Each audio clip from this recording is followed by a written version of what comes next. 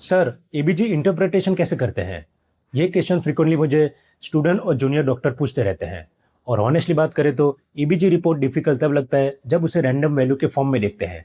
लेकिन एक proper sequence follow की जाए तो एबीजी इंटरप्रिटेशन काफ़ी ईजी हो जाता है। So hello guys, welcome back to the doctor's diary. आज हम एबीजी को स्टेप बाय स्टेप एक सिस्टमेटिक अप्रोच के साथ समझेंगे, बिल्कुल वैसे ही जैसे एक सीनियर फिजिशियन बेड साइड पे सोचता है। So let's decode ABG together. सबसे पहले समझते हैं एबीजी है क्या। आर्टेरियल ब्लड गैस एनालिसिस एक लेबोरेटरी इन्वेस्टिगेशन है जो हम आर्टरी से लिए गए ब्लड पे करते हैं। मोस्ट कॉमनली रेडियल आर्टरी से, कभी कभी फीमोरल या ब्रेकियल आर्टरी भी यूज़ होती है अगर रेडियल आर्टरी अवेलेबल ना हो। और आपको समझना है कि एबीजी सैम्पलिंग प्रोसीजर क्या है और कैसे करते हैं, तो मेरा प्रीवियस वीडियो आप देख सकते हो। और इस टेस्ट से हम क्या मेजर करते हैं, इससे हम PaO2 आर्टेरियल ब्लड में ऑक्सीजन का partial pressure, PaCO2 carbon dioxide का पार्शियल प्रेशर, पीएच ब्लड की एसिडिटी या अल्कलिनिटी, SCO3 यानी बाइकार्बोनेट, SaO2 यानी ऑक्सीजन सैचुरेशन, और कुछ डिराइव इंडाइसिस जैसे बेस एक्सिस और एनायन गैप। अब ये टेस्ट इतना इंपॉर्टेंट क्यों है? क्योंकि ये गोल्ड स्टैंडर्ड है बेड साइड पे, पॉइंट ऑफ केयर पे, और तीन इंपॉर्टेंट चीज़ें एसेस करने के लिए। नंबर 1 ऑक्सीजनेशन, यानी ब्लड में ऑक्सीजन कितनी अच्छी तरह पहुंच रही है। नंबर 2 वेंटिलेशन, यानी CO2 कितनी इफेक्टिवली रिमूव हो रहा है लंग से। And number 3 acid base status, यानी बॉडी में एसिड और बेस का बैलेंस कैसा है। चलिए अब एक एक करके एबीजी के कंपोनेंट समझते हैं।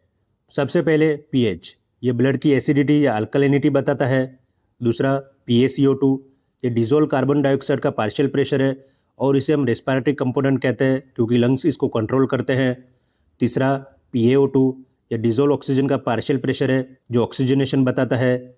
चौथा SCO3 यानी बाइकार्बोनेट, ये यूजुअली डायरेक्टली मेजर नहीं होता बल्कि कैलकुलेट होता है और इसे मेटाबॉलिक कंपोनेंट कहते हैं क्योंकि किडनीज इसको कंट्रोल करते हैं। फिर आता है बेस एक्सेस या डेफिसिट, ये एक डिराइव वैल्यू है जो पूरे मेटाबॉलिक कंपोनेंट को रिप्रेजेंट करता है रेस्पिरेटरी चेंजेस से इंडिपेंडेंट। और ऑक्सीजन सैचुरेशन SaO2, ये यूजुअली PaO2 से कैलकुलेट होती है जब तक को ऑक्सीमेट्री यूज ना की जाए। और लास्ट में अदर्स कैटेगरी में आता है lactate, sodium, potassium, chloride, glucose और हीमोग्लोबिन। ये सब भी मॉडर्न एबीजी मशीन पे ऑटोमेटिकली मेजर हो जाते हैं। अब ये टेबल बहुत इंपॉर्टेंट है, लेकिन इसे रो बाय रो क्रैम करने की ज़रूरत नहीं है। इसका पैटर्न समझना बहुत ज़रूरी है। टेबल में हम आर्टेरियल और विनस ब्लड की नॉर्मल वैल्यूज़ कंपेयर करेंगे। चलिए रो बाय रो देखते हैं। सबसे पहले पीएच, आर्टेरियल में नॉर्मल रेंज है 7.35 टू 7.45। विनस थोड़ा एसिडिक होता है 7.31 टू 7.41, क्योंकि टिश्यू से CO2 और metabolic waste products venous blood में आ चुके होते हैं।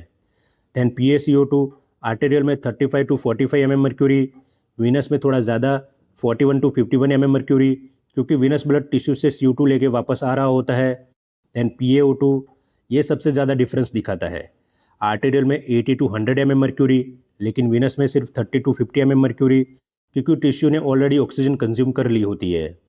देन SCO3, दोनों में रफली सिमिलर 22 टू 26 आर्टेरियल में एंड 22 टू 29 विनस में। देन बेस एक्सेस, दोनों में सिमिलर -2 टू +2 mmol पर लीटर। SaO2 आर्टेरियल में 95 टू 100%, विनस में बहुत कम 60 टू 85%। देन लैक्टेट, आर्टेरियल में 0.5 टू 1.6 mmol पर लीटर, विनस थोड़ा हायर है। और एनायन गैप 8 टू 12 mmol पर लीटर जब पोटेशियम इंक्लूड करते हैं कैलकुलेशन में। अब शुरू करते हैं हमारा systematic step by step approach, जो इस पूरी वीडियो का बैकबोन है। अगर आप ये स्टेप्स एक ऑर्डर में फॉलो करेंगे तो कोई भी एबीजी आप कॉन्फिडेंटली इंटरप्रेट कर पाएंगे। स्टेप 1 है डिटरमाइन करना कि पेशेंट एसिडोटिक है या अल्कोलोटिक। ये सबसे आसान तरीके से पीएच देख के पता चल जाता है। अगर पीएच 7.35 से कम है तो पेशेंट एसिडोटिक है, इसका मतलब एसिडीमिया है। अगर पीएच 7.45 से ज़्यादा है तो पेशेंट अल्कलोटिक है, इसका मतलब अल्कलीमिया है। बस इतना सिंपल है। पहला स्टेप हमेशा पीएच देखना है। So first question, is the patient acidemic, alkalemic और apparently with in the normal pH range. बस इसी के बाद हम नेक्स्ट स्टेप पर जाते हैं। अब स्टेप 2, यहाँ हम डिसाइड करते हैं कि प्राइमरी डिस्टर्बेंस रेस्पिरेटरी है या मेटाबॉलिक। इसके लिए हमने देखना है कि डिस्टर्बेंस प्राइमरीली PaCO2 को अफेक्ट कर रहा है या SCO3 यानी बाइकार्बोनेट को। मतलब अगर PaCO2 हाई है और pH लो है, इसका मतलब है प्राइमरी रेस्पिरेटरी एसिडोसिस। और अगर PaCO2 लो है और pH हाई है, इसका मतलब है primary respiratory alkalosis. So that means respiratory disorder में pH और PaCO2 अपोजिट डायरेक्शन में मूव करते हैं। रेस्पिरेटरी एसिडोसिस में pH नीचे जाएगा, PaCO2 ऊपर जाएगा और SO3 अभी के लिए नॉर्मल रहेगा, क्योंकि ये प्राइमरी डिस्टर्बेंस है, कॉम्पनसेशन अभी शुरू नहीं हुई है। और रेस्पिरेटरी अल्कोलोसिस में pH ऊपर, PaCO2 नीचे और SO3 नॉर्मल रहेगा। अब देखते हैं मेटाबॉलिक साइड। अगर SO3 लो है और pH भी लो है, इसका मतलब प्राइमरी मेटाबॉलिक एसिडोसिस है। अगर SO3 हाई है और pH भी हाई है, इसका मतलब प्राइमरी मेटाबॉलिक अल्कोलोसिस है। मतलब मेटाबॉलिक एसिडोसिस में pH नीचे, SO3 भी नीचे और PaCO2 अभी नॉर्मल रहेगा। और मेटाबॉलिक अल्कोलोसिस में pH ऊपर और SO3 भी ऊपर जाएगा और PaCO2 नॉर्मल रहेगा। इसको आप एक सिंपल निमोनिक से भी याद रख सकते हैं, रोम, ROME। रोम का मतलब है respiratory opposite, metabolic equal. That means जब डिस्टर्बेंस रेस्पिरेटरी होती है तो pH और PaCO2 अपोजिट डायरेक्शन में मूव करते हैं। PaCO2 ऊपर तो pH नीचे, PaCO2 नीचे तो pH ऊपर।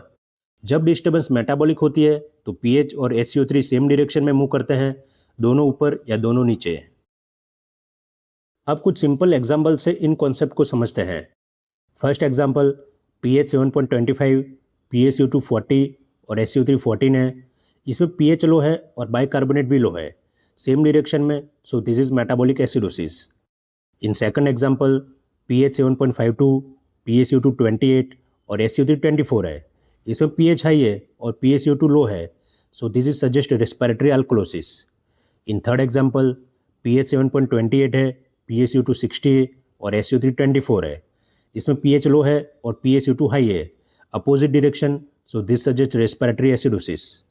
In fourth example, pH is 7.55, PaCO2 14 और SO3 34 है। इसमें pH हाई है और बाइकार्बोनेट भी हाई है, so this suggest metabolic alkalosis. So exam में अगर आपको ऐसे वैल्यूज दिए जाए तो पहला काम फार्मूलास लगाना नहीं है, पहले डायरेक्शन आइडेंटिफाई करें। So pH for primary direction, then PaCO2 respiratory component, SO3 for metabolic component and उसके बाद कॉम्पनसेशन। अब आता है स्टेप 3, कॉम्पनसेशन चेक। ये स्टेप थोड़ा एडवांस है लेकिन बहुत ही इंपॉर्टेंट है मिक्स डिसऑर्डर पकड़ने के लिए। जब बॉडी में एक प्राइमरी एसिड बेस्ड डिस्टर्बेंस होता है तो बॉडी दूसरे सिस्टम को यूज करके उसे कॉम्पनसेट करने की कोशिश करता है। मतलब अगर प्रॉब्लम मेटाबॉलिक है तो रेस्पिरेटरी सिस्टम कॉम्पनसेट करेगा, और अगर प्रॉब्लम रेस्पिरेटरी है तो मेटाबॉलिक सिस्टम यानी किडनीज कॉम्पनसेट करेंगे। लेकिन याद रखिए 2 very important rules. Number 1, body pH को कभी एग्जैक्टली 7.40 तक फुल्ली नॉर्मलाइज नहीं करती। एंड नंबर 2, बॉडी कभी भी ओवर कॉम्पनसेट नहीं करती। इसलिए 3 पॉसिबल आउटकम हो सकते हैं। फर्स्ट, कॉम्पनसेशन एप्रोप्रिएट है, मतलब बॉडी ने सही अमाउंट में कॉम्पनसेट किया। इस केस में ये एक simple single acid based disorder है। दूसरा, कॉम्पनसेशन एब्सेंट या इनएडिक्यूट है। इसका मतलब या तो ये एक्यूट प्रोसेस है जहाँ कॉम्पनसेशन को टाइम नहीं मिला, या फिर एक सेकंड डिसऑर्डर प्रेजेंट है जो कॉम्पनसेशन को ब्लॉक कर सकता है। थर्ड, कॉम्पनसेशन प्रेडिक्टेड रेंज से ज़्यादा है। इस केस में जरूर एक second independent primary disorder present होगा, क्योंकि बॉडी कभी ओवर कॉम्पनसेट नहीं करता। और एक इंपॉर्टेंट क्लिनिकल क्लू, अगर pH एपरेंटली नॉर्मल है लेकिन PaCO2 और SO3 दोनों क्लियरली एबनॉर्मल है तो मिक्स डिसऑर्डर को इग्नोर मत कीजिए। अब देखते हैं कॉम्पनसेशन के ड्यूरिंग क्या होता है। पहले हमने देखा था अनकॉम्पेंसेटेड स्टेट, अब देखते हैं compensated state. So in primary metabolic process में जब कॉम्पेंसेशन हो रहा होता है तो pH का चेंज सेम डायरेक्शन में होता है PaCO2 और SO3 के चेंज के साथ। जैसे मेटाबॉलिक एसिडोसिस में pH नीचे, SO3 नीचे और अब PaCO2 भी नीचे जाएगा, क्योंकि लंग्स कॉम्पेंसेट करने के लिए हाइपर वेंटिलेट करते हैं, CO2 ब्लो ऑफ करते हैं ताकि pH नॉर्मल के करीब आ सके। और मेटाबॉलिक अल्कोलोसिस में pH ऊपर, SO3 ऊपर और अब PaCO2 भी ऊपर जाएगा, क्योंकि लंग्स हाइपोवेंटिलेट करके CO2 रिटेन करते हैं कॉम्पेंसेशन के लिए। अब प्राइमरी रेस्पिरेटरी प्रोसेस में यहाँ pH का चेंज PaCO2 और SO3 के चेंज से अपोजिट डायरेक्शन में होता है। सो इन रेस्पिरेटरी एसिडोसिस में pH नीचे, PaCO2 ऊपर और SO3 भी ऊपर जाएगा, क्योंकि किडनीज बाइकार्बोनेट रिटेन करती है। और रेस्पिरेटरी अल्कोलोसिस में pH ऊपर, PaCO2 नीचे और SO3 भी नीचे जाएगा, क्योंकि किडनीज बाइकार्बोनेट एक्सक्रिएट करती है कॉम्पेंसेशन के लिए। अब आता है वो पार्ट जो स्टूडेंट को थोड़ा डिफिकल्ट लगता है, लेकिन अगर आप एक बार क्लियर हो गए तो ये बहुत ईजी है, एक्सपेक्टेड कॉम्पेंसेशन कैलकुलेट करना। चलिए शुरू करते हैं रेस्पिरेटरी एसिडोसिस से। यहाँ हम देखते हैं कि रेस्पिरेटरी एसिडोसिस एक्यूट है या क्रोनिक, क्योंकि दोनों में रीनल कॉम्पेंसेशन का अमाउंट अलग होता है। क्रोनिक में किडनीज को ज़्यादा टाइम मिलता है एडजस्ट करने के लिए। सो इन एक्यूट रेस्पिरेटरी एसिडोसिस में हर 10 mm मर्क्यूरी PaCO2 इंक्रीज के लिए SCO3 1 मिली इक्विवेलेंट पर लीटर बढ़ना चाहिए। ये इसलिए क्योंकि एक्यूट में सिर्फ इमीडिएट बफरिंग हो रही है, किडनीज को पूरा कॉम्पेंसेट करने में 3 से 5 दिन लगते हैं। pH decrease is equal to 0.08 multiplied by PaCO2 minus 40 divided by 10। और क्रोनिक रेस्पिरेटरी एसिडोसिस में क्योंकि किडनीज को ज़्यादा टाइम मिला है, तो हर 10 mm मर्क्यूरी PaCO2 पर SCO3 4 मिली इक्विवेलेंट पर लीटर बढ़ता है। मतलब क्रोनिक में ज़्यादा कॉम्पेंसेशन होता है एक्यूट के कंपैरिजन में। और इसमें भी pH का फॉर्मूला यूज़ कर सकते हैं, pH decrease equal to 0.03 multiplied by PaCO2 minus 40 divided by 10। और ये इंटरप्रिटेशन रूल हमेशा याद रखें, अगर एक्चुअल SCO3 एक्सपेक्टेड से ज़्यादा है तो एडिशनल मेटाबॉलिक अल्कलोसिस प्रेजेंट है, अगर एक्चुअल SCO3 एक्सपेक्टेड से कम है तो एडिशनल मेटाबॉलिक एसिडोसिस प्रेजेंट है। चलिए अब इन फॉर्मूलाज को रियल एग्जाम्पल पे अप्लाई करते हैं। Example 1, pH 7.28, PaCO2 60, SCO3 26। यहाँ PaCO2 बेसलाइन 40 से बढ़ के 60 हुआ है, मतलब 20 mm mercury increase. Acute formula use करते हैं, SCO3 बढ़ेगा 1 पर 10 mm मर्क्यूरी, तो 20 mm मर्क्यूरी के लिए 2 मिली इक्विवेलेंट पर लीटर इंक्रीज होना चाहिए। सो एक्सपेक्टेड SCO3 24 + 2 26, और एक्चुअल SCO3 भी 26 है, मतलब मैचेस परफेक्टली। तो यह है acute respiratory acidosis with appropriate acute renal compensation. अब एग्जाम्पल 2, pH 7.37, PaCO2 60, SCO3 32। यहाँ सेम PaCO2 इंक्रीज हो रहा है 20 mm मर्क्यूरी। अब अगर क्रोनिक फार्मूला यूज़ करें 4 मिली इक्विवेलेंट पर 10 mm मर्क्यूरी, तो 20 के लिए 8 मिली इक्विवेलेंट इंक्रीज एक्सपेक्टेड। तो एक्सपेक्टेड SCO3 24 + 8 32। यहाँ एक्चुअल SCO3 भी 32 है, तो ये भी मैच हो रहा है। तो ये है chronic respiratory acidosis with appropriate chronic compensation. और एक बात ध्यान दीजिए, सेम PaCO2 लेकिन SCO3 अलग होने से हम बता सकते हैं कि कंडीशन एक्यूट है या क्रोनिक, और pH भी इसी को रिफ्लेक्ट करता है। एक्यूट केसेस में pH बहुत लो है, लेकिन क्रोनिक केस में pH ऑलमोस्ट नॉर्मल के करीब है, क्योंकि किडनीज को कॉम्पेंसेट करने का पूरा टाइम मिल गया है। अब एग्जाम्पल 3, pH 7.36, PaCO2 60, SCO3 24। यहाँ PaCO2 20 mm मर्क्यूरी बढ़ा है, तो क्रोनिक फार्मूला से एक्सपेक्टेड SCO3 24 + 8 32, लेकिन एक्चुअल SCO3 सिर्फ 24 है, ये एक्सपेक्टेड से कम है। जैसे हमने पहले डिस्कस किया, अगर एक्चुअल SCO3 एक्सपेक्टेड से कम है तो एक एडिशनल मेटाबॉलिक एसिडोसिस भी प्रेजेंट है। तो यहाँ डायग्नोसिस है respiratory acidosis plus metabolic acidosis, एक मिक्स एसिडोसिस पिक्चर। अब example 4, pH 7.45, PaCO2 60, SCO3 38। Same PaCO2 increase, expected SCO3 32, लेकिन एक्चुअल 38 है, एक्सपेक्टेड से ज़्यादा। तो रूल याद करिए, अगर एक्चुअल SCO3 एक्सपेक्टेड से ज़्यादा है तो एडिशनल मेटाबॉलिक अल्कलोसिस प्रेजेंट है। तो यहाँ डायग्नोसिस है respiratory acidosis plus metabolic alkalosis. अब सेम कॉन्सेप्ट रेस्पिरेटरी अल्कलोसिस के लिए देखते हैं। इन एक्यूट रेस्पिरेटरी अल्कलोसिस में SCO3 डिक्रीज होगा 2 मिली इक्विवेलेंट पर लीटर पर 10 mm mercury decrease in PaCO2 below 40, और ऑल्टरनेटिव pH इंक्रीज होगा 0.08 multiplied by PaCO2 minus 40 divided by 10। और क्रोनिक रेस्पिरेटरी अल्कलोसिस में SCO3 डिक्रीज होगा 4 मिली इक्विवेलेंट पर लीटर पर 10 mm mercury decrease in PaCO2, क्योंकि क्रोनिक में ज़्यादा कॉम्पेंसेशन होगा। और ऑल्टरनेटिव pH इंक्रीज होगा 0.03 multiplied by PaCO2 minus 40 divided by 10। यहाँ पर भी interpretation rule same logic follow करते हैं। अगर एक्चुअल SCO3 एक्सपेक्टेड से कम है तो एडिशनल मेटाबॉलिक एसिडोसिस प्रेजेंट है, अगर एक्चुअल SCO3 एक्सपेक्टेड से ज़्यादा है तो एडिशनल मेटाबॉलिक अल्कलोसिस प्रेजेंट है। चलिए एग्जाम्पल से प्रैक्टिस करते हैं। Example 1, pH 7.52, PaCO2 30, SCO3 22। यहाँ PaCO2 40 से कम होकर 30 हुआ, 10 mm मर्क्यूरी डिक्रीज। तो एक्यूट फार्मूले के हिसाब से 2 मिली इक्विवेलेंट पर लीटर पर 10 mm मर्क्यूरी डिक्रीज, तो एक्सपेक्टेड SCO3 24 - 2 22 होगा। एक्चुअल भी 22 है, मतलब मैच हो रहा है। तो ये है acute respiratory alkalosis with appropriate acute compensation. अब example 2, pH 7.41, PaCO2 30, SO3 20, same 10 mm mercury decrease, लेकिन अब क्रोनिक फॉर्मूला 4 मिली इक्विवेलेंट पर लीटर पर 10 mm mercury, तो एक्सपेक्टेड SO3 24 - 4 20, एक्चुअल भी 20 है, तो ये भी मैच हो रहा है। तो ये है chronic respiratory alkalosis with appropriate chronic compensation. और यहाँ नोटिस कीजिए, क्रोनिक केस में pH ऑलमोस्ट नॉर्मल है क्योंकि पूरा टाइम मिला कॉम्पेंसेट होने के लिए, जबकि एक्यूट केस में pH अभी भी हाई है। अब एग्जाम्पल 3, pH 7.42, PaCO2 20, SO3 12। यहाँ PaCO2 20 mm मर्क्यूरी डिक्रीज हुआ है 40 से 20। क्रोनिक फॉर्मूला से एक्सपेक्टेड SO3 24 - 8 16 और एक्चुअल SO3 है 12, एक्सपेक्टेड से बहुत कम। तो रूल के हिसाब से एडिशनल मेटाबॉलिक एसिडोसिस प्रेजेंट है, तो यह है रेस्पिरेटरी अल्कोलोसिस प्लस मेटाबॉलिक एसिडोसिस। और एग्जाम्पल 4, pH 7.60, PaCO2 25, SO3 30।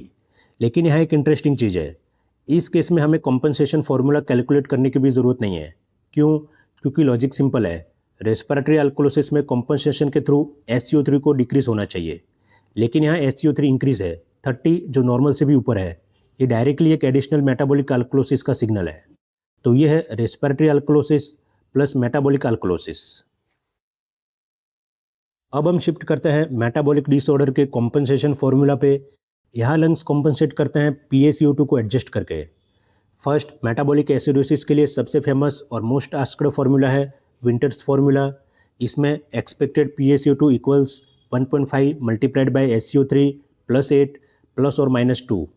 इसको अलग तरीके से भी कैलकुलेट कर सकते हैं, एक्सपेक्टेड PaCO2 इक्वल SO3 + 15, या फिर PaCO2 कम होगी 1.25 mm मर्क्यूरी पर 1 mol डिक्रीज इन SO3। यह सबसे quick bed side trick, expected PaCO2 approximately equal हो जाता है pH के लास्ट 2 डिजिट से। अब मेटाबॉलिक अल्कोलोसिस के लिए फॉर्मूला है expected PaCO2 equals 40 + 0.7 multiplied by SO3 - 24। मतलब PaCO2 बढ़ेगा रफली 0.7 mm मर्क्यूरी पर 1 मिली इक्विवेलेंट राइज इन SO3 के लिए। इसके इंटरप्रिटेशन रूल्स है, अगर एक्चुअल PaCO2 एक्सपेक्टेड से ज़्यादा है तो एडिशनल रेस्पिरेटरी एसिडोसिस भी प्रेजेंट है, मतलब लंग्स एडिक्वेटली कॉम्पनसेट नहीं कर पा रहे, और एक्चुअल PaCO2 एक्सपेक्टेड से कम है तो एडिशनल रेस्पिरेटरी अल्कोलोसिस प्रेजेंट है, मतलब लंग्स ज़्यादा ही हाइपर वेंटिलेट कर रहे हैं कॉम्पनसेशन से भी ज़्यादा। चलिए इन फॉर्मूलाज को प्रैक्टिकली अप्लाई करते हैं। Example 1, pH 7.30, SO3 16, PaCO2 32। तो ये है एक मेटाबॉलिक एसिडोसिस। विंटर्स फॉर्मूला के हिसाब से 1.5 मल्टीप्लाइड बाय 16 + 8 इक्वल्स 24 + 8 इक्वल 32 ± 2। तो रेंज है 30 से 34। एक्चुअल PaCO2 है 32, बिल्कुल रेंज के अंदर। तो ये है appropriate respiratory compensation, simple metabolic acidosis, know mixed disorder. अब एग्जाम्पल 2, pH 7.10, SO3 15, PaCO2 50। ये भी है मेटाबॉलिक एसिडोसिस। यहाँ पर विंटर फॉर्मूला के हिसाब से 1.5 multiplied by 15 + 8 equals 22.5 + 8 equals 30.5। Range है 29 से 33, लेकिन एक्चुअल PaCO2 है 50। ये रेंज से काफ़ी ज़्यादा है। इसका मतलब रेस्पिरेटरी सिस्टम प्रॉपरली कॉम्पेंसेट नहीं कर पा रहा, CO2 रिटेन हो रहा है जब उसको ब्लो ऑफ होना चाहिए था। तो ये डायग्नोसिस है metabolic acidosis plus respiratory acidosis, एक मिक्स्ड डिसऑर्डर, जो बहुत सीरियस है क्योंकि इसमें pH बहुत ज़्यादा लो हो जाता है, दोनों सिस्टम फेल हो जाते हैं। Example 3, pH 7.50, SO3 36, PaCO2 48। ये है मेटाबॉलिक अल्कोलोसिस।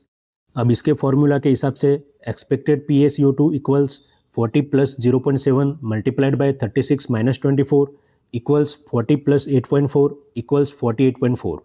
एक्चुअल PaCO2 है 48, बहुत ही क्लोज, रेंज के पास। यह है अप्रोप्रिएट रेस्पिरेटरी कॉम्पनसेशन। अब एग्जाम्पल 4, pH 7.48, SO3 38, PaCO2 60। अब फॉर्मूला के हिसाब से expected PaCO2 equals 40 + 0.7 multiplied by 38 - 24 equals 40 + 9.8 approximately 50, लेकिन एक्चुअल PaCO2 है 60। ये एक्सपेक्टेड से काफ़ी ज़्यादा है। इसका मतलब यहाँ एडिशनल रेस्पिरेटरी एसिडोसिस भी प्रेजेंट है। तो ये डायग्नोसिस है मेटाबॉलिक अल्कोलोसिस प्लस रेस्पिरेटरी एसिडोसिस। अब हम आ गए हैं स्टेप 4 एनायन गैप कैलकुलेशन। ये स्टेप तब लगाते हैं जब हमने आइडेंटिफाई किया हो कि मेटाबॉलिक एसिडोसिस प्रेजेंट है। सबसे पहले कॉन्सेप्ट समझते हैं। एनायन गैप होता क्या है? बॉडी में पॉजिटिव और नेगेटिव चार्जेस हमेशा बैलेंस में रहते हैं। Total cations equal total anions. लेकिन प्रॉब्लम यह है कि हम सारे आयंस डायरेक्टली मेजर नहीं कर सकते। हम मेजर करते हैं कैटायंस में सोडियम, पोटेशियम, कैल्शियम और मैग्नीशियम, और एनायंस में क्लोराइड और बाइकार्बोनेट। लेकिन बहुत सारे अनमेजर्ड एनायंस भी होते हैं, जैसे एल्ब्यूमिन पे negative charge, phosphate, sulphate, lactate और अदर ऑर्गेनिक एसिड्स। तो एनायन गैप का कॉन्सेप्ट है, हम जो मेजर्ड कैटायंस और मेजर्ड एनायंस के बीच का डिफरेंस निकालते हैं वो अप्रोक्सीमेटली उन अनमेजर्ड एनायंस को रिप्रेजेंट करता है। इसका क्लासिक फॉर्मूला है anion gap equals sodium plus potassium minus chloride plus bicarbonate. लेकिन मॉडर्न प्रैक्टिस में एक न्यूअर सिंप्लीफाइड फार्मूला ज़्यादा यूज़ होता है, जिसमें पोटेशियम इंक्लूड नहीं करते, क्योंकि पोटेशियम का कंट्रीब्यूशन स्मॉल और वेरिएबल होता है। तो उसका फॉर्मूला है anion gap equals sodium minus chloride plus bicarbonate.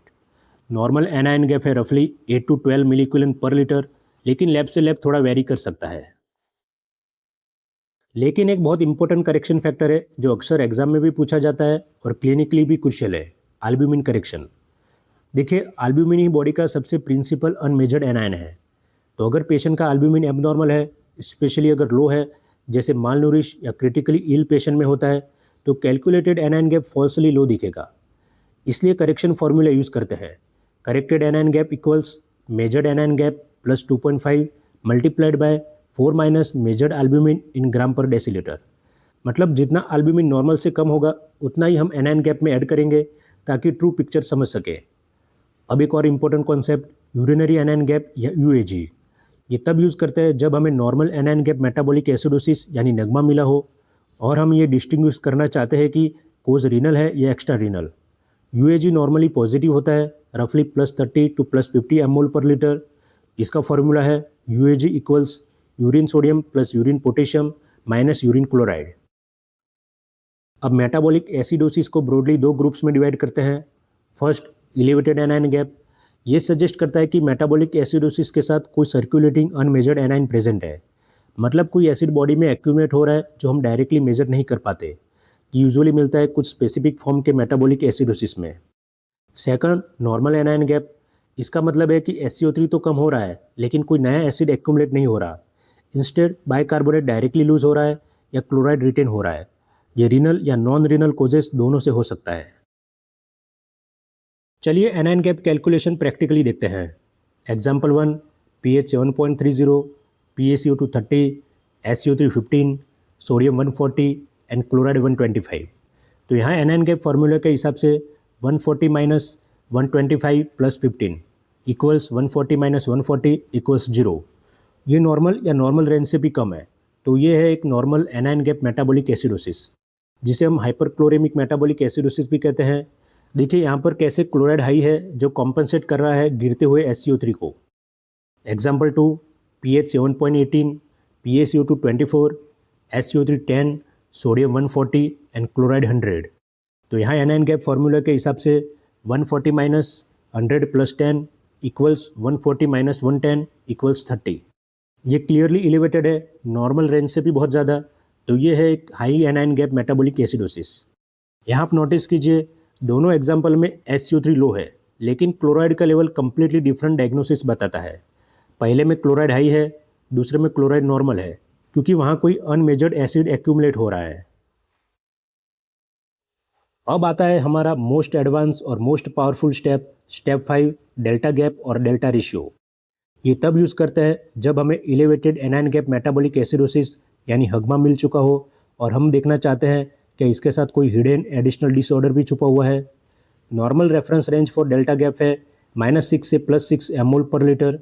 ये कंफर्म करता है कि high anion gap metabolic acidosis present है। इसका कैलकुलेशन 4 स्टेप में होता है। सबसे पहला स्टेप है एनायन गैप कैलकुलेट करना। तो anion gap equals sodium minus chloride plus bicarbonate. उसके बाद second step delta gap calculate करना। तो delta gap equals measured anion gap minus normal anion gap. यहाँ नॉर्मल एनायन गैप हम यूजुअली 12 लेते हैं, या जो भी आपकी फॉर्मूला के हिसाब से नॉर्मल एनायन गैप है। Third step delta bicarbonate calculate करना। Delta bicarbonate equals normal bicarbonate minus measured bicarbonate. Normal bicarbonate usually 24 लिया जाता है। उसके बाद फोर्थ और final step delta ratio calculate करना। Delta ratio equals delta anion gap divided by delta bicarbonate. ये ratio हमें बताएगा कि क्या हगमा प्योर है या इसके साथ कोई दूसरा प्रोसेस भी मिक्सड है। अब देखते हैं डेल्टा रेशियो का इंटरप्रिटेशन कैसे करते हैं। डेल्टा रेशियो लेस देन 0.4, इसका मतलब है pure normal anion gap metabolic acidosis. यहाँ एनायन गैप का राइज बाइकार्बोनेट के फॉल को एक्सप्लेन ही नहीं करता। डेल्टा रेशियो 0.4 से 0.8 के बीच, ये सजेस्ट करता है combined HAGMA plus normal anion gap metabolic acidosis दोनों एक साथ प्रेजेंट है। डेल्टा रेशियो 0.8 से 1.2 के बीच, यह है वो स्वीट स्पॉट जो रिप्रेजेंट करता है pure high anion gap metabolic acidosis, कोई एक्स्ट्रा प्रोसेस नहीं, सीधा सीधा हगमा। डेल्टा रेशियो 1.2 से 2 के बीच, ये सजेस्ट करता है हगमा प्लस एक कॉन्करेंट मेटाबॉलिक अल्कलोसिस या फिर एक pre existing compensated respiratory acidosis, क्योंकि बाइकार्बोनेट उतना नहीं गिरा जितना एनायन गैप के राइज से एक्सपेक्ट था।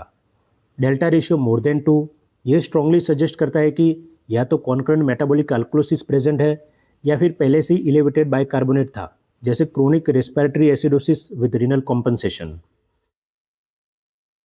चलिए एक complete example step by step solve करते हैं। ये सेम वैल्यूज है जो हमने पहले भी देखी थी। pH 7.18, PaCO2 24, bicarbonate 10, sodium 140 and chloride 100। अब स्टेप 1, एनायन गैप कैलकुलेट करो। Anion gap equals 140 minus 100 plus 10 equal 30। सो ये क्लियरली इलेवेटेड है, तो ये हगमा कंफर्म है। अब step 2, delta anion gap calculate करो। Delta anion gap equal measured anion gap minus normal anion gap equal 30 minus 12 equal 18। अब step 3, delta bicarbonate calculate करो। Delta bicarbonate equal normal bicarbonate minus measured bicarbonate equal 24 minus 10 equal 14। अब step 4, delta ratio calculate करो।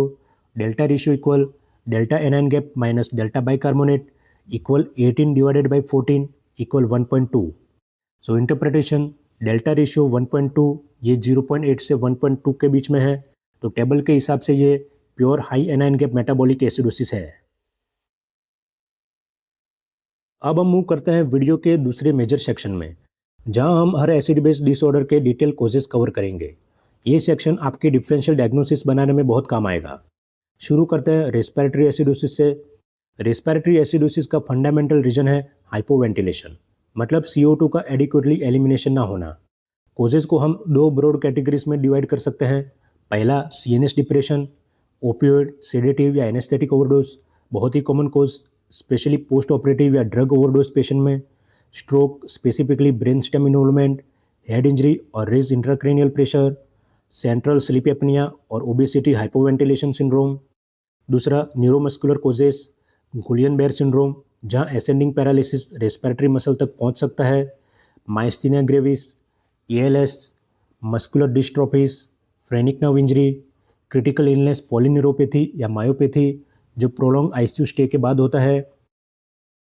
आगे बढ़ते हैं, chest wall pleural causes, kyphoscoliosis, flail chest, massive obesity, ये सब mechanically chest expansion को limit करते हैं।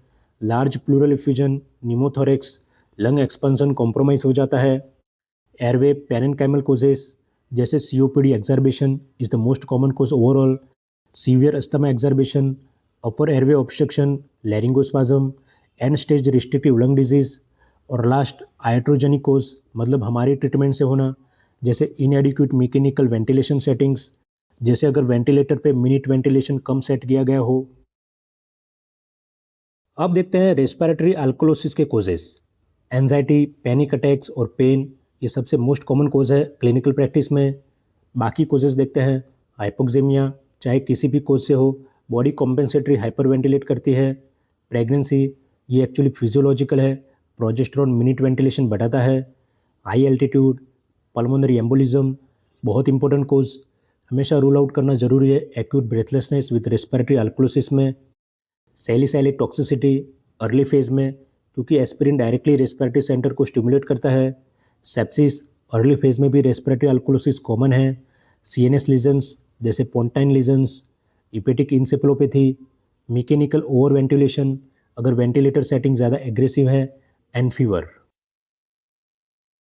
अब देखते हैं मेटाबॉलिक एसिडोसिस के कोजेस। और सबसे पहले high anion gap metabolic acidosis के कोजेस, उसमें diabetic ketoacidosis, alcoholic ketosis, starvation ketosis, तीनों में कीटोन बॉडीज एक्यूमुलेट होते हैं। लैक्टिक एसिडोसिस ये दो टाइप्स में डिवाइड होती है। टाइप ए जब हाइपोपरफ्यूजन या हाइपोक्सिया की वजह से होती है, जैसे shock, cardiac arrest. Type B जैसे ओवर हाइपोपरफ्यूजन नहीं है, जैसे sepsis, malignancy, drugs, toxins, liver failure, mitochondrial disease और मेटफॉर्मिन। यूरेमिया या renal failure, toxic alcohol injection, methanol और ethanol glycol, salicylate toxicity, rhabdomyolysis specially severe cases में। और एक हेल्पफुल निमोनिक है जो आप यूज़ कर सकते हैं हगमा कोजेस याद रखने के लिए, मड पाइल्स या न्यूअर गोल्ड मार्क। अब देखते हैं normal anion gap metabolic acidosis के causes. GI bicarbonate loss, diarrhea, ileostomy, pancreatic या बिलियरी फिस्टुला, क्योंकि जीआई सिक्रीशन में बाइकार्बोनेट होता है जो लॉस हो जाता है। रेनल ट्यूबुलर एसिडोसिस या RTA, 3 types. Type 1 distal RTA, type 2 proximal RTA, type 4 hyporeninemic hypoaldosteronism, commonly diabetic nephropathy में देखा जाता है। कार्बोनिक एनहाइड्रेज इनहिबिटर्स जैसे एसिटाजोलामाइड, पोस्ट हाइपोकैप्निया, जब तक क्रोनिक रेस्पिरेटरी अल्कोलिसिस अचानक से करेक्ट हो जाए। Large volume normal saline administration, ये क्लिनिकली बहुत कॉमन है। जब आप पेशेंट को बहुत ज़्यादा नॉर्मल सलाइन देते हैं, क्लोराइड लोड बढ़ जाता है और डाइल्यूशनल या हाइपरक्लोरेमिक एसिडोसिस हो जाता है। यूरेटरोसिग्मोइडोस्टोमी एक सर्जिकल कोज जहाँ यूरिन बोवल में डाइवर्टेड होती है। अब देखते हैं मेटाबॉलिक अल्कोलोसिस के कोजेस। और यहाँ क्लासिफिकेशन यूरिन क्लोराइड के बेसिस पे होती है, जो बहुत इंपॉर्टेंट क्लिनिकल टूल है।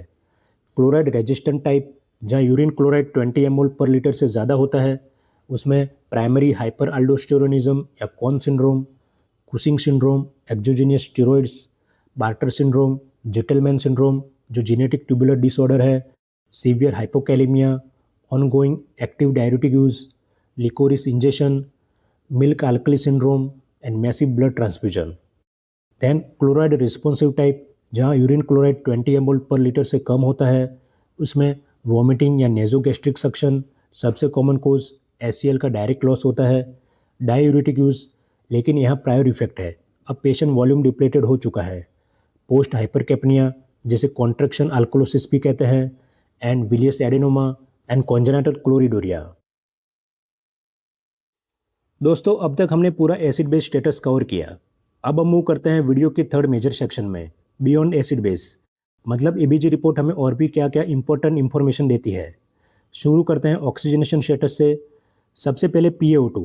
PaO2 वो चीज़ है जो एबीजी डायरेक्टली मेजर करती है, डिजोल्व ऑक्सीजन का पार्शियल प्रेशर।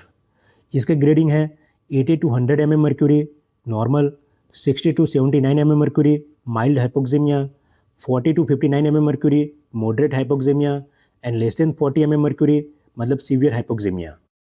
अब यहाँ एक बहुत ही इंपॉर्टेंट की रूल है जो हर डॉक्टर को याद रखना चाहिए। PaO2 को हमेशा FiO2 के रिलेटिव ही इंटरप्रेट करना चाहिए। जितना ऑक्सीजन पेशेंट को दिया जा रहा है उसको ध्यान में रखना जरूरी है। एक एग्जाम्पल देखिए, अगर पेशेंट का PaO2 है 90 mm मर्क्यूरी लेकिन वो 60% FiO2 पे है, मतलब ऑलरेडी हाई फ्लो ऑक्सीजन मिल रहा है, तो ये एक्चुअली मार्केटली अब नॉर्मल है, क्योंकि इतना ऑक्सीजन देने के बाद भी PaO2 काफ़ी कम है। इसी चीज़ को क्वान्टिफाई करने के लिए हम यूज़ करते हैं PaO2 FiO2 रेशियो, जो आगे देखेंगे। चलिए अब समझते हैं PF रेशियो, जो ICU और क्रिटिकल केयर में बहुत ज़्यादा यूज़ होता है। इसका फॉर्मूला है PF ratio equal PaO2 divided by FiO2, लेकिन FiO2 को डेसिमल में यूज़ करते हैं। For example 60% oxygen means FiO2 0.60। इसके ग्रेडिंग है मोर देन 400 मतलब normal, 300 to 400 mild impairment, 200 to 300 mild ARDS, 100 to 200 moderate ARDS and less than 100 मतलब severe ARDS।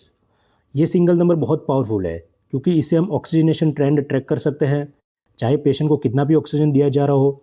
ये वेंटिलेटर विनिंग और ARDS सीवियरिटी ग्रेडिंग के लिए बहुत इसेंशियल है, और ये actually Berlin definition of ARDS का कोर क्राइटेरियन भी है। अब देखते हैं SaO2। ये हीमोग्लोबिन का ऑक्सीजन सैचुरेशन है, यूजुअली PaO2 से कैलकुलेट होता है ऑक्सी हीमोग्लोबिन डिसोसिएशन कर्व के थ्रू, जब तक कोएक्सीमेटली डायरेक्टली मेजर ना करे।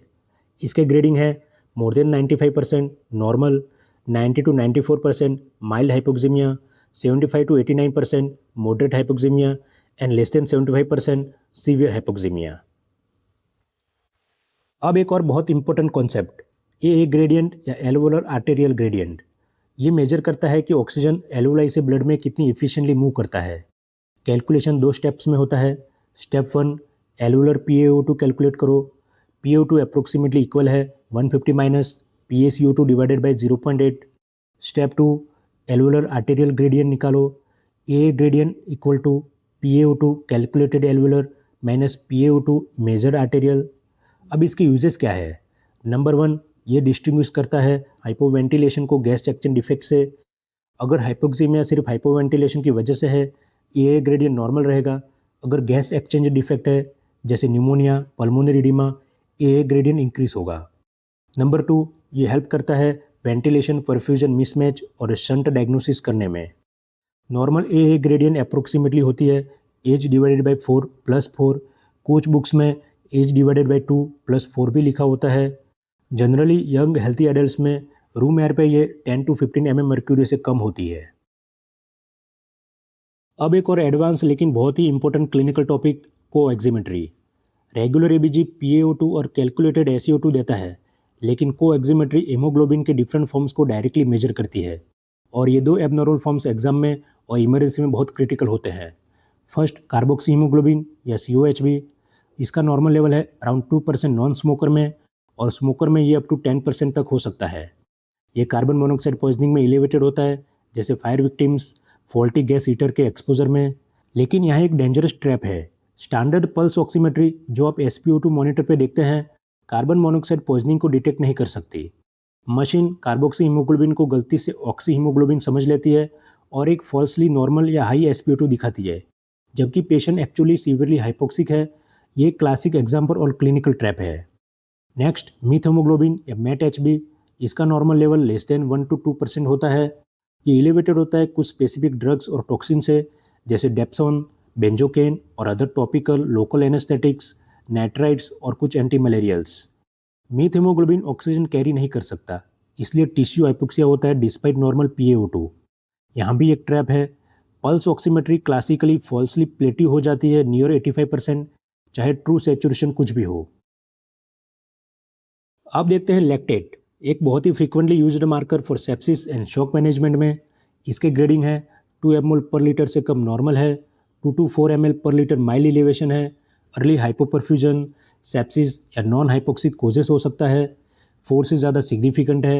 ये एक्चुअली सेप्टिक शॉक की डेफिनेशन का पार्ट है, along with vasopressor requirement plus hypotension.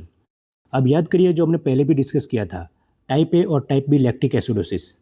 Type A lactic acidosis जब टिश्यू हाइपोपरफ्यूजन या हाइपोक्सिया जेन्युइन है, जैसे सेप्सिस, कार्डियोजेनिक, हेमरेजिक या obstructive shock, severe exercise, seizure, ischaemic bowel या लिम्ब।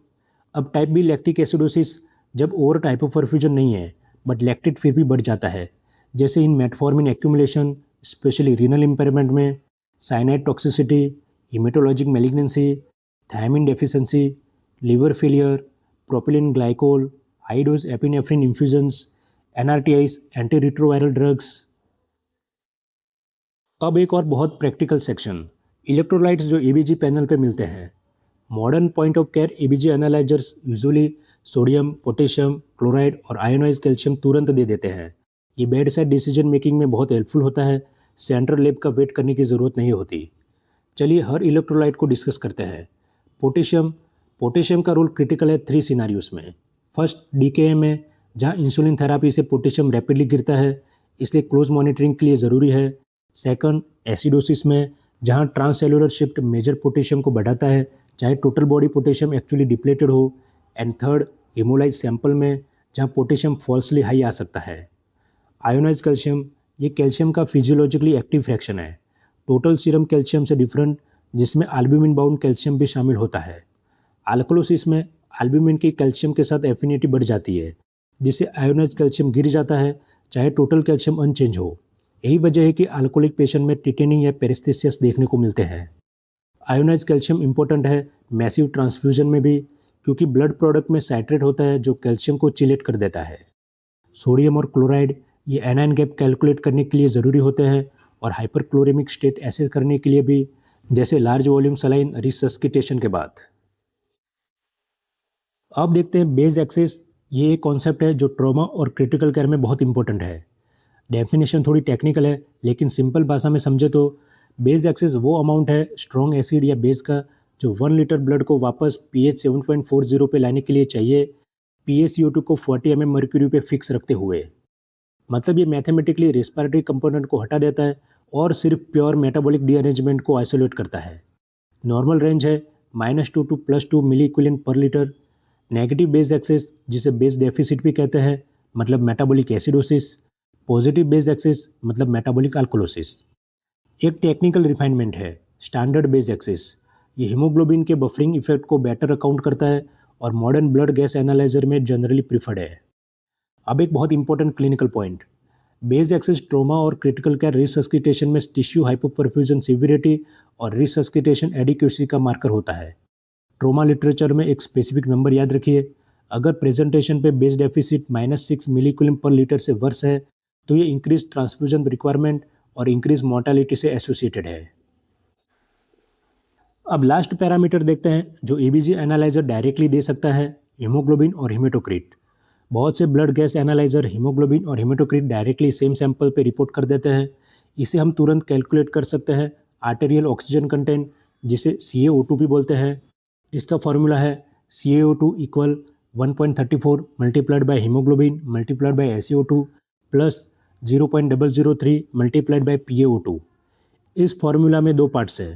पहला part 1.34 into haemoglobin into SaO2, ये represent करता है हीमोग्लोबिन बाउंड ऑक्सीजन। दूसरा पार्ट 0.003 इंटू PaO2, ये रिप्रेजेंट करता है डिजोल्व ऑक्सीजन ब्लड प्लाज्मा में।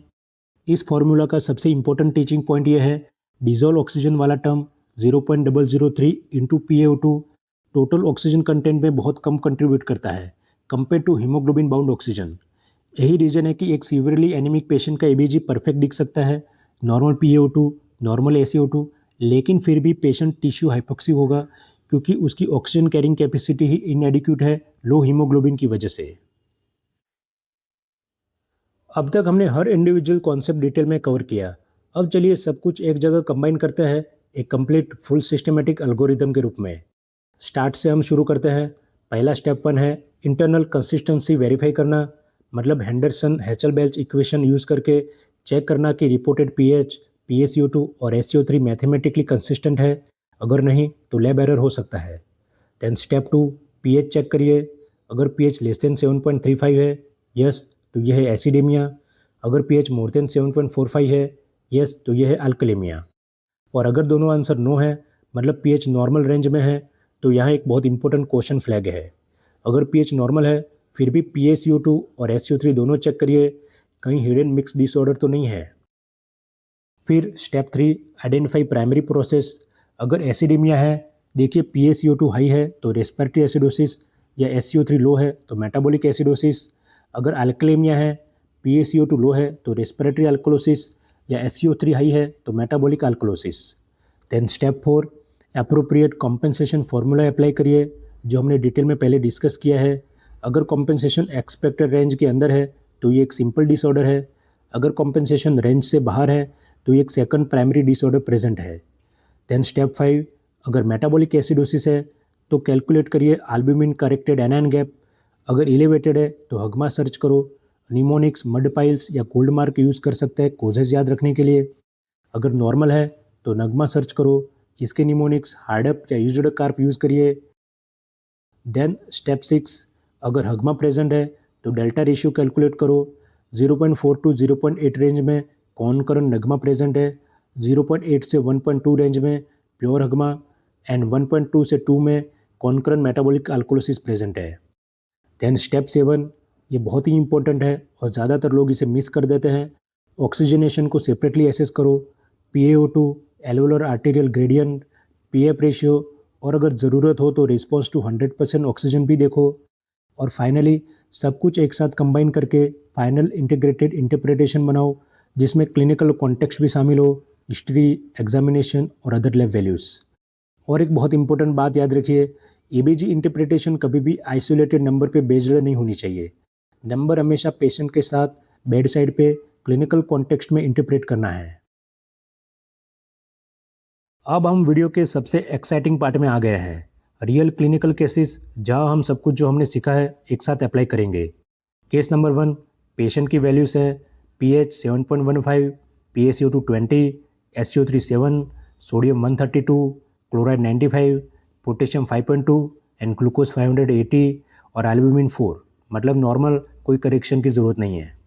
चलिए सिस्टमेटिकली सॉल्व करते हैं। स्टेप 1, pH 7.15, ये 7.35 से बहुत कम है तो पेशेंट एसिडीमिया में है। देन स्टेप 2, SCO3 लो है, सिर्फ 7, मतलब प्राइमरी डिस्टर्बेंस मेटाबॉलिक एसिडोसिस है। Then step 3, Winter formula apply करते हैं। Expected PaCO2 equal 1.5 multiplied by 7 plus 8 equal 10.5 plus 8 equal 18.5 plus minus 2, तो रेंज है 16.5 से 20.5। मेजर्ड PaCO2 है 20, ये रेंज के अंदर है, तो ये है अप्रोप्रिएट रेस्पिरेटरी कॉम्पनसेशन। अब स्टेप 4, एनएन गैप कैलकुलेट करते हैं। Anion gap equal 132 minus 95 plus 7 equal 132 minus 102 equal 30। ये क्लियरली एलिवेटेड है, हगमा कंफर्म हुआ और ग्लूकोज 580 का क्लू कंबाइन करके ये क्लिनिकली DKA के कंसिस्टेंट है। स्टेप 5, डेल्टा रेशियो कैलकुलेट करते हैं। Delta ratio equal 30 minus 12 divided by 24 minus 7 equal 18 divided by 17 equal 1.06। ये फॉल्स इनटू 0.8 टू 1.2 रेंज, मतलब प्योर हगमा, कोई हिडन सेकंड मेटाबॉलिक प्रोसेस नहीं है। तो final interpretation, simple high anion gap metabolic acidosis, DKA के consistent with appropriate respiratory compensation, कोई mixed disorder नहीं है। चलिए अब केस 2 देखते हैं। थोड़ा ज़्यादा कॉम्प्लेक्स है लेकिन बहुत ही हाई यील्ड क्लिनिकल सिनेरियो है। वैल्यूज़ हैं pH 7.30, PaCO2 68, SCO3 32 और PaO2 55 on room air. Step 1, pH 7.30 लो है, मतलब acidaemia. Then step 2, PaCO2 high है, 68 mm मर्क्यूरी, मतलब प्राइमरी डिस्टर्बेंस रेस्पिरेटरी एसिडोसिस है। देन स्टेप 3, यहाँ इंटरेस्टिंग पार्ट आता है। SCO3 एलिवेटेड है 32 mol पर लीटर, जो सजेस्ट करता है कि कुछ क्रोनिक रीनल कॉम्पनसेशन हो चुका है, लेकिन pH अभी भी काफ़ी लो है 7.30। अगर ये फुली क्रोनिक पैटर्न होता तो pH ऑलमोस्ट नॉर्मल के करीब होना चाहिए था। चलिए दोनों फार्मूलाज कंपेयर करते हैं। एक्यूट फार्मूला यूज़ करें, PaCO2 बेसलाइन 40 से बढ़ के 68 हुआ, मतलब 28 mm mercury increase. Acute rate 1 पर 10, तो एक्सपेक्टेड SCO3 राइज 2.8, तो एक्सपेक्टेड SCO3 24 प्लस 2.8 26.8। अब क्रोनिक फार्मूला यूज़ करें, रेट 3.5 टू 4 पर 10 mm मर्क्यूरी, तो एक्सपेक्टेड राइज 9.8, तो expected SCO3 24 plus 9.8 equal 33.8 to 34। अब देखिए मेजर्ड बाय कार्बोनेटेड 32, जो क्रोनिक प्रेडिक्शन के बहुत ज़्यादा करीब है एक्यूट प्रेडिक्शन के कंपैरिजन में। इसका मतलब क्या है? ये कंसिस्टेंट है एक क्रोनिक CO2 रिटेनर पेशेंट के साथ, जिसमें एक एक्यूट एक्सार्बेशन सुपर इम्पोज हो गया है, मतलब acute on chronic respiratory acidosis, क्योंकि pH उतना लो है जितना एक प्योर क्रोनिक पैटर्न में नहीं होना चाहिए था। चलिए सेम पेशेंट की ऑक्सीजनेशन भी एसेस करते हैं। PaO2 है 55 mm mercury on room air, ये सिग्निफिकेंटली हाइपोक्सीमिक है, मॉडरेट हाइपोक्सीमिया की रेंज में। अब एल्वोलर आर्टेरियल ग्रेडियंट कैलकुलेट करते हैं। PaO2 equal 150 minus 68 divided by 0.8 equal 150 minus 85 equal 65। Alveolar arterial gradient equal 65 calculated alveolar minus 55 measured arterial equal 10। ये near normal है for as, अगर पेशेंट मिडिल एज या elderly है। Normal A gradient formula से ये acceptable range में आता है। तो इंटरप्रिटेशन क्या है? क्योंकि ए ग्रेडियंट नॉर्मल के करीब है, इसका मतलब है हाइपोक्सीमिया यहाँ प्राइमरली हाइपोवेंटिलेशन की वजह से है, ना कि शंट या सिग्निफिकेंट VQ मिसमैच की वजह से।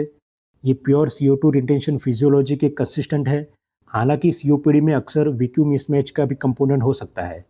इस पर्टिकुलर केस में normal A gradient hypoventilation predominant picture suggest करता है।